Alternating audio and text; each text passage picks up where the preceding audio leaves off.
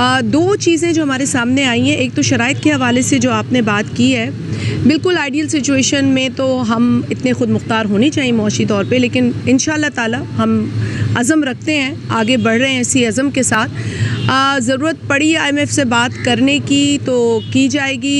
एक ज़माने में एक शख्स ने कहा था कि IMF नहीं जाऊंगा, ख़ुदकुशी कर लूँगा, लेकिन वो ऐसा IMF गया कि उसने मनोवन एक एक कंडीशन उनकी आंखें बंद करके मान ली। तो ऐसे दौर तो मैं समझती हूँ ना आए, अल्लाह करे। अगर हमें जाना है तो हमें सोच समझ के जाना है और कंडीशंस पर जो भी हामी इस हुकूमत ने भरनी है उस पर एतमाद में लेना चाहिए। अगर आप पार्लियामान में नहीं भी लाते तो कम से कम जितनी पार्टीज़ हैं पार्लियामान में, उनके पार्लियामानी लीडर्स, उनके जो चेयर हैं, उनको आप एतमाद में लें और बताएं कि किन कंडीशंस, किन शराइत पर ये पैकेज मंजूर होने जा रहा है। दूसरी बात, कुछ अशख़ास जो हैं उन्होंने अपनी बेवकूफ़ी का मुज़ाहरा करते हुए IMF के सामने धरना दे दिया। मैं कहती हूँ आपने ये धरना उस वक्त क्यों नहीं दिया जब आपके लीडर ने पहले कहा कि मैं ख़ुदकुशी करूँगा और फिर वो लेटते चले गए IMF के सामने और सख्त तरीन शराइत उन्होंने मानी और मुआशी तौर पर पाकिस्तान को कभी इतना बड़ा नुकसान नहीं हुआ जितना उन 4-4.5 बरसों में हुआ उनके नाअहल नालायक लीडर की वजह से।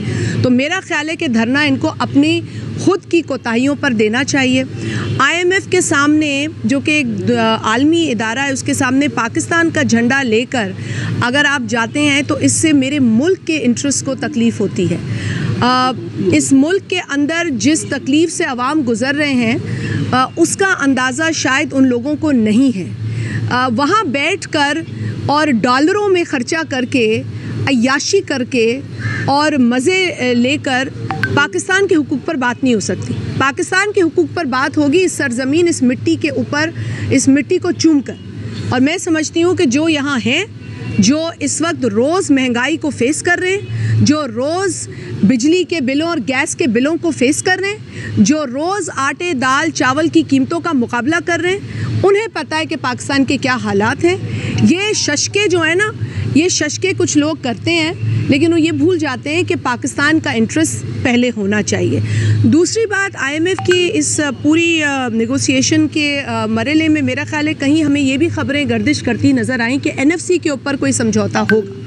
मैं आप लोगों को वाज़े तौर पर पाकिस्तान पीपल्स पार्टी का मौक़िफ़ बता दूं, जो कि हमारी जमात ने और हमारी जमात से ताल्लुक़ रखने वाले जो रुकन भी हैं और इस सूबे के चीफ़ मिनिस्टर भी हैं, उन्होंने भी बता दिया है कि देखिए NFC के अंदर कोई भी रद्दोबदल अब उस तरह मुमकिन नहीं है, चूँकि 18वीं तरमीम के बाद जो चेंजेस आए हैं NFC की कॉन्स्टिट्यूशनल प्रोविज़न में, उससे तो NFC कम नहीं हो सकता, बढ़ सकता है। तो अब मेरा ख्याल है कि जो भी इस तरह की छेड़छाड़ करने की सोच रखता है वो आइन पढ़ ले।